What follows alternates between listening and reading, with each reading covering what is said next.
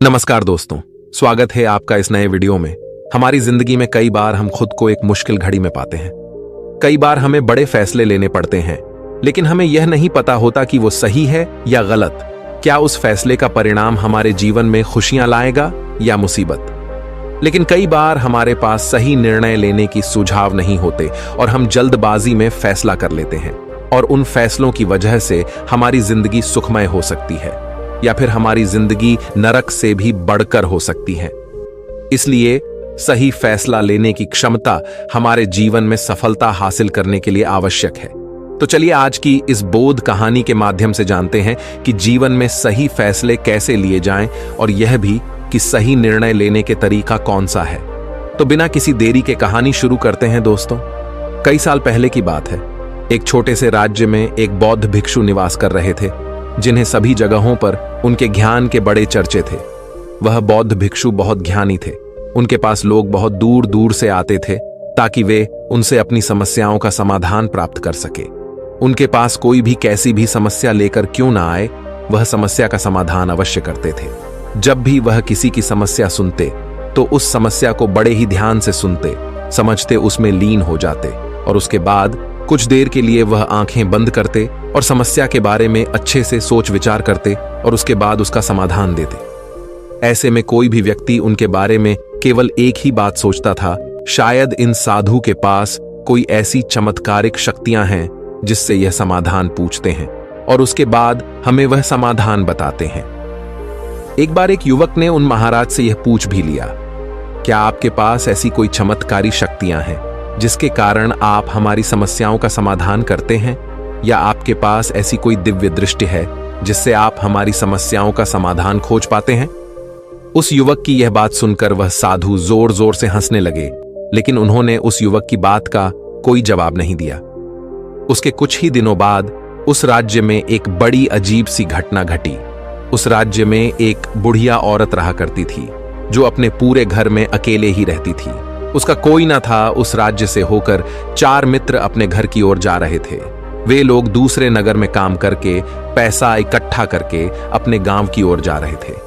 ये बात बहुत पुराने जमाने की है, जब यातायात के साधन ना हुआ करते थे, इसलिए वे लोग पैदल ही यात्रा किया करते थे।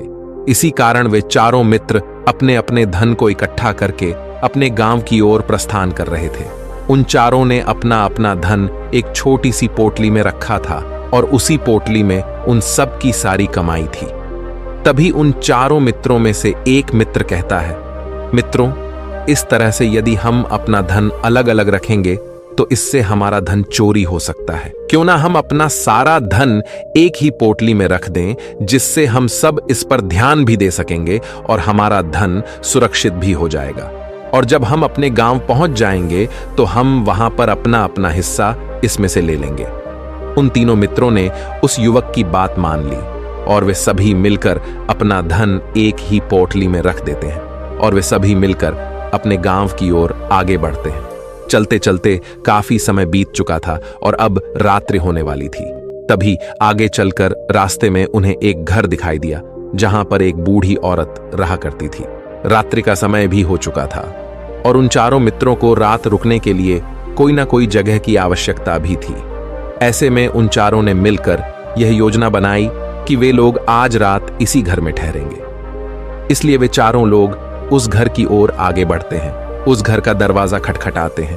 तभी सामने से एक बूढ़ी औरत दरवाजा खोलती है और उन चारों मित्रों में से एक मित्र हाथ जोड़कर उस बूढ़ी औरत से कहता है, माता जी, हम अपने गांव की ओर जा रहे थे, लेकिन यहां रास्ते में ही रात हो गई और अब हम इतनी रात में सफर नहीं कर सकते। इसलिए हमारी आपसे विनंती है कि हम आपके यहाँ पर एक रात रुकना चाहते हैं। सुबह होते ही हम यहाँ से चले जाएंगे। उस बूढ़ी औरत ने काफी देर सोच विचार किया और उसके बाद वह बूढ़ी औरत कहती है, ठीक है, तुम सभी आज रात के लिए यहाँ पर रुक सकते हो। मुझे कोई दिक्कत नहीं, मैं खाना बनाने जा रही हूँ। कहो तो तुम लोगों के लिए भी बना दूं। उन चारों ने सहमति जताते हुए कहा, हाँ बिल्कुल।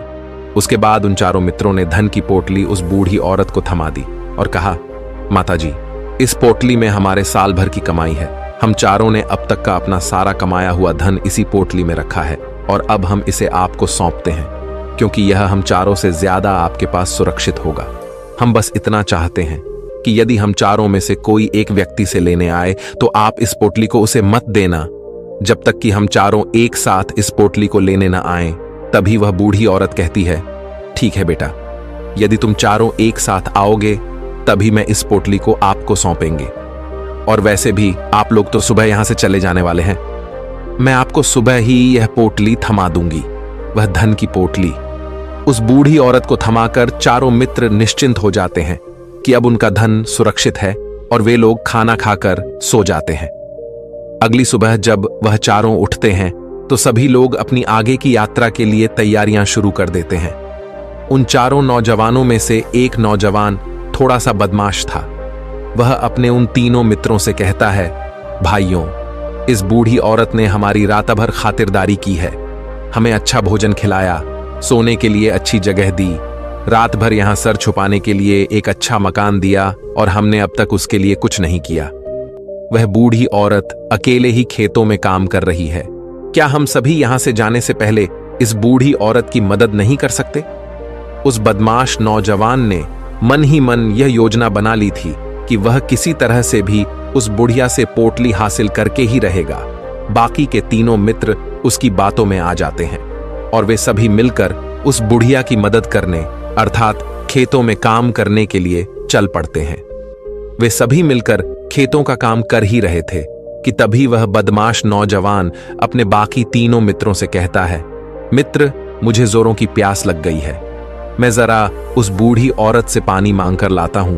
वह बाकी मित्र भी अब काफी थक चुके थे, उन्हें भी जोरों की प्यास लगी थी, इसलिए वह तीनों मित्र उसे वहां से जाने की अनुमति दे देते हैं। जैसे ही वह बदमाश उस बूढ़ी औरत के पास पहुंचता है, वह उस बूढ़ी औरत से कहता है, माता जी, अब हम यहां से जा रहे हैं, कृपया करके हमारे धन की पोटली हमें वापस दे दें। इस पर वह बूढ़ी औरत कहती है, नहीं नहीं, जब तक तुम चारों एक साथ ना हो तब तक मैं वह पोटली किसी को नहीं दे सकती। तुम्ही ने तो कहा था कि जब तक हम चारों एक साथ ना हो तब तक यह पोटली किसी को नहीं देनी है। तभी वह बदमाश उन तीनों की तरफ इशारा करते हुए कहता, हे लाओ। उन तीनों ने सोचा कि हमारा मित्र हमारे लिए पानी लाना चाहता है, इसलिए वह हमसे आज्ञा मांग रहा है। तभी उन तीनों मित्रों ने इशारे में उस युवक से कहा, हाँ हाँ ठीक है, ले आओ। ये देख, उस बुढ़िया को यह लगने लगा कि अब ये चारों यहां से जा रहे हैं और ये अपनी पोटली मांग रहे हैं, इसलिए उस बुढ़िया ने वह कोठलाकर उस बदमाश के हाथों में रख दी और वह बदमाश उस पोटली को लेकर वहां से चला गया और बाकी के तीनों मित्र अपने खेत के काम में व्यस्त हो जाते हैं। कुछ देर के बाद जब वह तीनों खेत का काम करके वापस लौटते हैं और बुढ़िया से कहते हैं, माता जी, हमारा मित्र जो यहां पानी पीने आया था वह कहाँ गया? इस पर वह बुढ़िया कहती हैं, क्या वह पानी पीने आया था? पर वो तो कह रहा था कि हम चारों जा रहे हैं, कृपया करके हमारे धन की पोटली हमें थमा दें। तब तीनों बड़े आश्चर्य होकर उस बुढ़िया से कहते हैं, माता जी, हमने भला कब कहा वह पोटली मांगी थी? हमें तो प्यास लगी थी और हमने पानी के लिए इशारा किया था। तभी बूढ़ी औरत उन तीनों से कहती हैं, परंतु अब तो वह पोटली लेकर जा चुका है। तभी वह तीनों मित्र सर पकड़कर रोने लगते हैं और कहते हैं, माता जी, उसमें हमारा सारा कमाया हुआ धन था जो वह अकेले लेकर भाग चुका है। हमने तो आपको कहा था कि जब तक हम चारों एक साथ ना आए तब तक आपको वह पोटली किसी को नहीं देनी है, फिर आपने ऐसा क्यों किया? इसमें आप ही की गलती है। हमने आपको उस पोटली की हिफाजत के लिए रखा था और आपने उसे एक ऐसे आदमी के हाथों में दे दिया जिसने हमारा सारा धन हमसे लूट लिया। हम बर्दाश्त नहीं करेंगे, हम राजा के पास जाएंगे और राजा से आपकी शिकायत करेंगे, न्याय की मांग करेंगे। अब तो इस बात का राजा ही फैसला करेंगे। तीनों नौजवान क्रोधित होकर राज दरबार में पहुंच जाते हैं और अपनी सारी समस्या उन राजा को बता देते हैं। जब वह राजा उन तीनों नौजवानों की बात ध्यानपूर्वक सुनता है तो वह तुरंत ही उस बुढ़िया को राज दरबार में पेश होने का आदेश देता है। राजा के आदेश पर राजा के सैनिक तुरंत ही उस बूढ़ी औरत को राज दरबार में पेश करते हैं और राजा भरी दरबार उस बूढ़ी औरत को दोषी करार कर देता है और कहता है, तुम्हें वह पोटली उस अकेले व्यक्ति को नहीं देनी चाहिए थी। जब उन्होंने तुमसे कहा था कि जब तक वह चारों एक साथ उस पोटली को लेने ना आए तब तक तुम्हें वह धन किसी को नहीं देना चाहिए था। इसमें तुम्हारी गलती है और अब तुम्हें इसका हर्जाना भरना होगा, तुम्हें इनका धन लौटाना होगा। राजा का यह आदेश सुनकर बूढ़ी औरत फूट फूट कर रोने लगती है और राजा से मदद की गुहार लगाती है और कहती है, हे राजन, मैं तो एक बूढ़ी औरत हूं और मेरे पास इतना धन नहीं है और ना ही मेरे घर में कोई ऐसा है जो धन कमाता हो। मेरे पास इतना धन नहीं कि मैं इनका धन लौटा सकूं। मैं तो अकेली हूं, बेसहारा हूं, कृपा करके मुझ पर रहम करे। लेकिन राजा उस बूढ़ी औरत की एक नहीं सुनता। वह बूढ़ी औरत रोते हुए अपने घर की ओर जा रही थी। ये सोच रही थी कि आखिर में इतना धन कहां से लाऊं, कि कैसे मैं उन लोगों का यह धन उन्हें लौट आऊंगी। मेरे पास इतना धन नहीं है। मैं क्या करूं, कैसे करूं, कहां से लाऊं इतना धन? यदि मैंने उनका धन नहीं लौटाया तो मुझे राजा मार डालेगा। वैसे भी मेरी ही गलती है। जब उन चारों ने मिलकर मुझसे कहा था कि जब तक हम चारों एक साथ ना आए तब तक वह पोटली किसी को नहीं थमानी है, फिर भी मैंने वह पोटली केवल उस एक व्यक्ति को थमा दी। इसमें गलती तो मेरी ही है। वह रोते रोते ये सारी बातें सोचते हुए अपने घर की ओर जा रही थी। तभी रास्ते में उस बूढ़ी औरत को वहीं संत मिले जो उस नगर में किसी भी समस्या का समाधान बड़ी ही सरलता और सहजता से करते हैं। उन्होंने उस बूढ़ी औरत से कहा, क्या बात है बेटी, क्यों रो रही हो? इस पर वह बूढ़ी औरत उस संत को सब कुछ सच सच बता देती है और कहती है, हे महाराज, इसमें गलती तो मेरी ही है। उन चारों ने तो पहले ही कहा था कि जब तक वे चारों एक साथ ना आए तब तक वह पोटली मुझे किसी को नहीं देनी है। लेकिन मेरी हिम्मत मारी गई थी जो मैंने वह पोटली केवल एक व्यक्ति को थमा दी और वह उनका सारा धन लेकर वहां से भाग गया। लेकिन अब मुझे यह समझ नहीं आ रहा कि मैं वह सारा धन कहां से लाऊं, कैसे जुटाऊं। मेरे पास इतना धन नहीं है और राजा ने तो आदेश भी दे दिया है कि मुझे उनका धन लौटाना ही पड़ेगा। लेकिन मैं यह समझ नहीं पा रही कि इतना सारा धन मैं कहां से लाऊंगी। तभी वह संत उस बूढ़ी औरत से कहते हैं, शांत हो जाओ, मैं कोई ना कोई रास्ता जरूर निकाल लूंगा। इतना कहकर वह संत वहीं पर बैठ जाते हैं, ध्यान करने लगते हैं। कुछ देर के लिए आंखें बंद कर सोचते हैं, विचार करते हैं। मौन रहकर वह समस्या का समाधान निकालते हैं और उसके बाद वह उस बूढ़ी औरत से कहते हैं, बेटी, राजा ने फैसला किया है, वह बिल्कुल गलत है। आपने जो किया इसमें आपकी कोई गलती नहीं है। राजा का फैसला गलत है। उन संत के इतना कहने पर बूढ़ी औरत चुप हो गई और यह सोचने लगी कि आखिर राजा का फैसला कैसे गलत हो सकता है। राजा तो सभी के लिए न्याय ही करते हैं और वह कभी किसी का बुरा नहीं करते। फिर आखिर आज राजा का फैसला कैसे गलत हो गया? उन संत और उस बुढ़िया की बात आसपास के खड़े लोग सभी लोग सुन रहे थे और वे लोग भी बड़े अचरज में थे, क्योंकि राजा का फैसला कैसे गलत हो सकता है। राजा ने तो बिल्कुल सही फैसला लिया है। इस बूढ़ी औरत ने ही गलती की है, उन चारों का धन केवल एक ही को थमा दिया। ऐसे में इस बुढ़िया को उनका धन तो लौटाना ही चाहिए। राजा ने गलत फैसला कहा किया है। तभी वह संत उस बूढ़ी औरत से कहते हैं, जाओ और राज दरबार में कह दो कि हे राजन, आपका फैसला गलत है और सही क्या है, गलत क्या है, इसका फैसला मैं करूंगा। पहले तो बूढ़ी औरत इतनी हिम्मत ही नहीं जुटा पा रही थी कि वह राज दरबार में जाकर भरे राज दरबार में राजा को यह कह सके कि राजन, आपका फैसला गलत है। लेकिन जैसे तैसे उसने हिम्मत जुटाई और वह वापस राज दरबार लौटी। उसने डरते हुए भरे राज दरबार राजा से बड़ी थर्राती आवाज में कहा, हे राजन, आपने जो फैसला किया है वह फैसला गलत है। इतना कहकर उसने राजा को सारी बात सच सच बता दी। उस बूढ़ी औरत की बात सुनकर राजा बहुत क्रोधित हुआ। राजा ने उस बूढ़ी औरत से कहा, कौन है वह संत जिसने मेरे फैसले को गलत बताया है? क्या उन्हें नहीं लगता कि मैंने सही निर्णय लिया है? मैं हर रोज कई निर्णय लेता हूं, कई फैसले करता हूं, लेकिन आज तक कभी किसी ने मुझसे यह नहीं कहा कि मेरा फैसला गलत है। यदि उन संत ने मुझे सही फैसला न सुनाया, उन्हें फांसी की सजा दे दूंगा। यह बात पूरे नगर में फैल गई। सभी लोग यह जानने के लिए हैरान थे कि आखिर वह साधु ऐसा कौन सा फैसला सुनाने वाले हैं जो राजा से भी उचित होगा, जिसमें सबके लिए न्याय होगा। राजा ने अपने सैनिकों को तुरंत ही आदेश दिया कि जाओ और संत को राज दरबार में लाओ। राजा की आज्ञा के अनुसार वे सैनिक तुरंत ही उन संत को लेने के लिए निकल पड़े। वे लोग कुछ ही देर बाद उन संत को लेकर राज दरबार पहुंचे। राज दरबार में सभी लोग उपस्थित थे और सभी लोग उन संत के फैसले का इंतजार कर रहे थे। उन संत को देखकर राजा कहता है, महाराज, आपको ऐसा क्यों लगता है कि हमने जो फैसला किया है वह गलत है? इस बुढ़िया ने यह वादा किया था कि वह चारों लोगों को एक साथ ही वह पोटली जमाएगी। फिर आखिर उसने अपना वादा क्यों तोड़ा? इसने यह गलती क्यों की कि इसने केवल एक ही को पोटली थमा दी और वह उनका सारा धन लेकर यहां से भाग गया? तो क्या इसमें इसकी गलती नहीं है? क्या इससे इनका धन नहीं लौटाना चाहिए? इस पर वह साधु बड़ी विनम्रता से राजा से कहते हैं, हे राजन, यह आपका फैसला था, लेकिन मैं आपसे कुछ कहना चाहता हूं। इस पर राजा कहता है, ठीक है, कहिए आप क्या कहना चाहते। इस पर वह साधु बड़ी विनम्रता से राजा से कहता है, हे राजन, जैसा कि वादा किया गया था कि पोटली एक साथ उन चारों को ही दी जाएगी, तो अभी तो ये केवल 3 है, चौथा कहां है?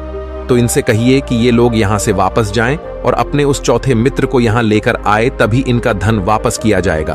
और वादा भी ऐसा ही किया गया था कि जब तक चारों लोग एक साथ ना हो तब तक उनका धन उन्हें नहीं लौटाया जाएगा।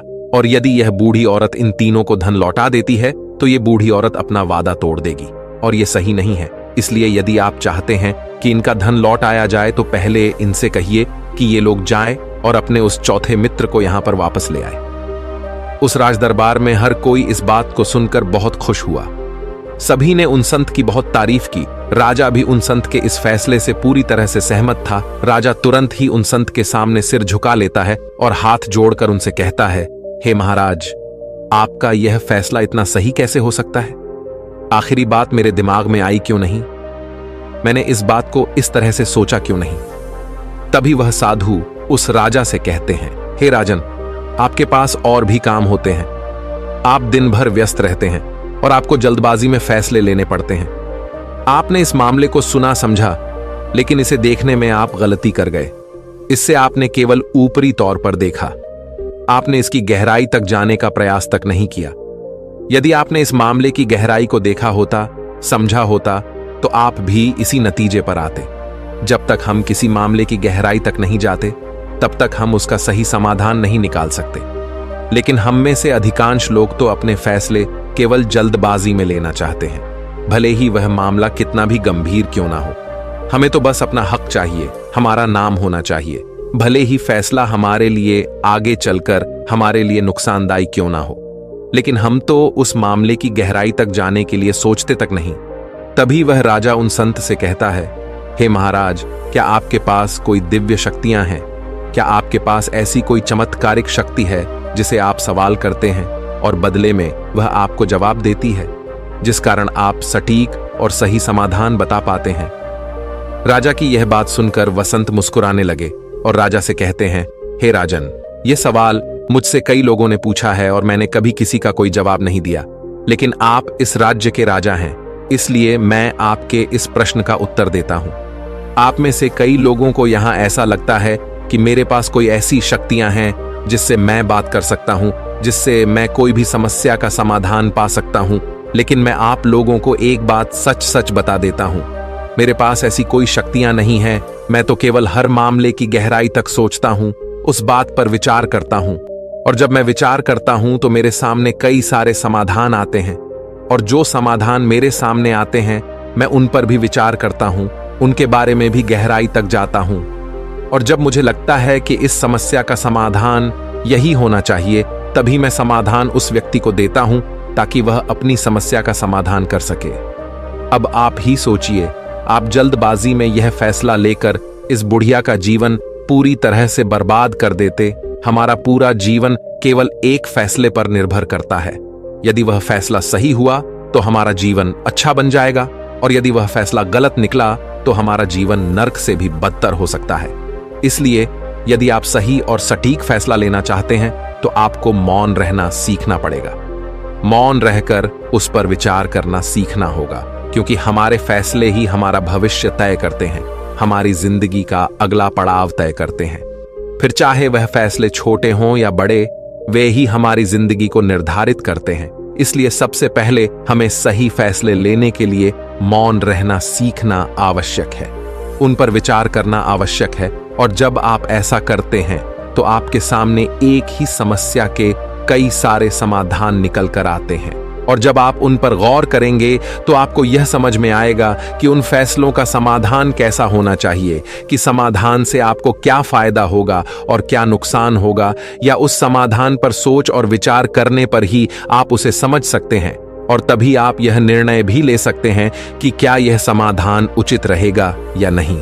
और यह सब संभव हो सकता है यदि हम कम बोलना शुरू करें, अब पूरी तरह से मौन हो जाए। इसका अर्थ यह है कि आप भीतर से शांत हो जाएं।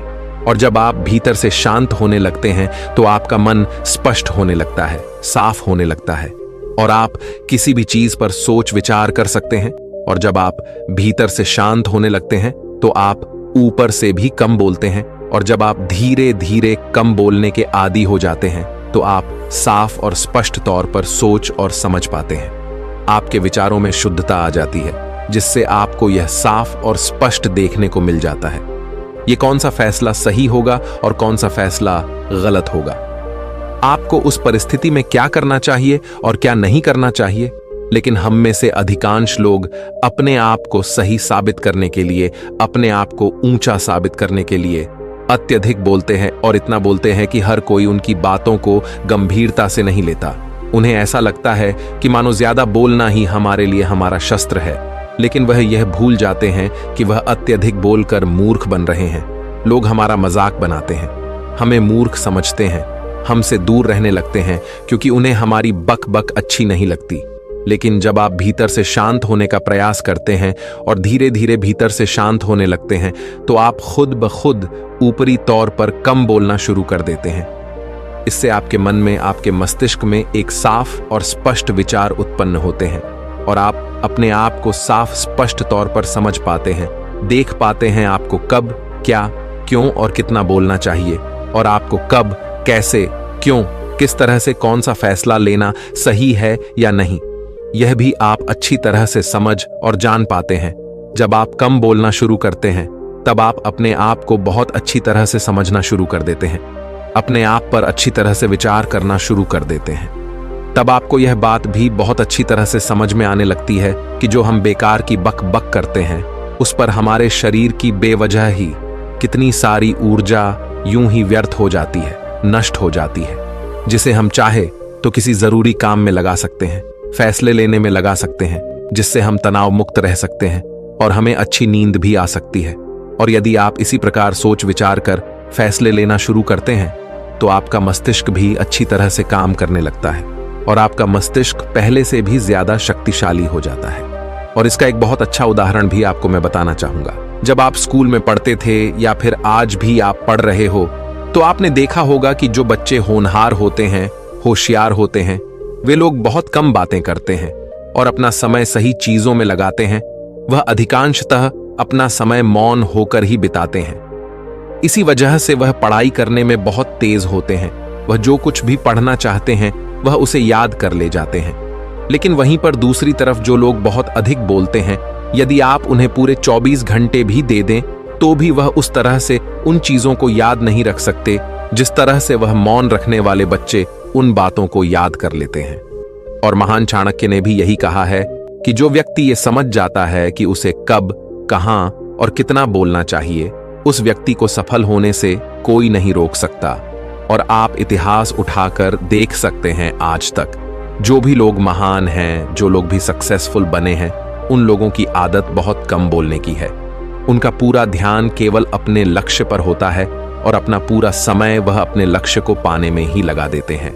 इसीलिए आपको भी यह आदत अपने जीवन में उतारनी चाहिए। और कम बोलने का अर्थ यह नहीं कि आप ऊपर से कम बोलें, बल्कि आप भीतर से कम बोलिए, भीतर से शांत रहिए।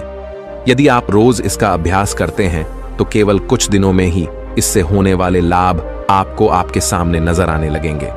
दोस्तों, आपने आज के इस वीडियो से क्या सीखा वह मुझे आप कमेंट में बता सकते हैं। इसी के साथ मैं उम्मीद है कि आपको आज की वीडियो पसंद आई होगी, तो इस वीडियो को उस इंसान को शेयर करें जिससे ये कहानी सुनने की जरूरत है, और उसी के ठीक बाद चैनल को सब्सक्राइब करें। तो चलिए फिर मिलते हैं ऐसी एक और नई वीडियो में एक नए मैसेज के साथ। तब तक के लिए अपना ख्याल रखें। धन्यवाद और नमो बुद्धाय।